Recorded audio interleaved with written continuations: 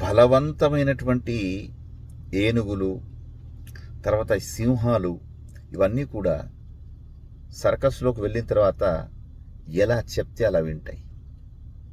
మరి ఇంత బలం ఉన్నటువంటి మనిషి యొక్క నియంత్రణలోకి ఎలా వచ్చినాయి? దానికి చాలా టెక్నిక్స్ ఉంటాయి.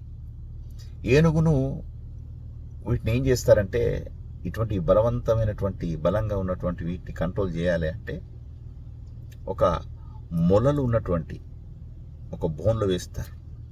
అది ఏమాత్రం ఇటు కదిలినా మీదికి కదిలినా కింది కూర్చున్నా ఎట్టా టంగ్ అని పొడుస్తుంటుంది. ఈ పొడుపులతోటి దానికి ఏమవుతుంది అంటే విపరీతంగా గాయాలయ్యి అది ఎట్టు మాత్రం కదలకుండా నిశ్చలంగా అట్లానే ఉండే విధంగా ప్రయత్నిస్తుంది. అలా కొన్ని రోజుల తర్వాత ఆ బోన్లోంచి దాన్ని బయటికి వచ్చినా కూడా అది ఆగు అంటే ఆగుతుంది, నడు అంటే నడుస్తుంది. అది పద్ధతి తయారవుతుంది, క్రమశిక్షణ వచ్చేస్తుంది అప్పుడు. అదేవిధంగా మన దేశం గురించి నేను మాట్లాడటం అవసరం లేదు, కానీ విదేశాల్లో ఉన్నటువంటి మన భారతీయులందరూ కూడా ఒక క్రమశిక్షణతోటి ఉంటారు. ఉన్నతమైనటువంటి భావాలు ఉంటాయి. చట్టం, న్యాయానికి కట్టుబడి ఉండాల్సి వస్తుంది. ఎందుకంటే ఏమరపాటు చేసినా డిపోటే.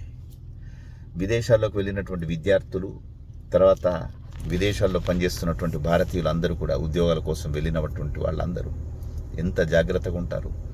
తర్వాత అన్నిటికన్నా ముఖ్యమైనదంటే చాలా ఒబీడియంట్గా ఉంటారు. విశ్వసనీయత, తర్వాత అన్ని రూల్స్ అండ్ రెగ్యులేషన్స్ ముఖ్యంగా పాటించే వాళ్ళు ఉంటారు. తర్వాత కంపెనీలో కూడా వాళ్ళ గురించి చాలా శ్వేతపత్రం విడుదల చేయొచ్చు. క్లీన్ అన్నమాట వీళ్ళు క్యారెక్టర్ గురించి విషయానికి వస్తే. That is Indians. అదే మళ్ళా వాళ్ళు 10-15 సంవత్సరాల తర్వాత మళ్ళీ ఇండియాకు వచ్చి స్థిరపడదామని వస్తే అదే క్రమశిక్షణ అలవాటైన తర్వాత ఎంత పొలైట్ అదే ఉంటుంది.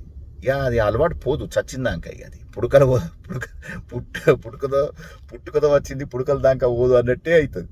అవునా కాదా? విదేశాల్లో, గల్ఫ్లలో ఉన్నటువంటి భారతీయులకు అంకితం. స్పందిస్తారని ఆశిస్తున్నా.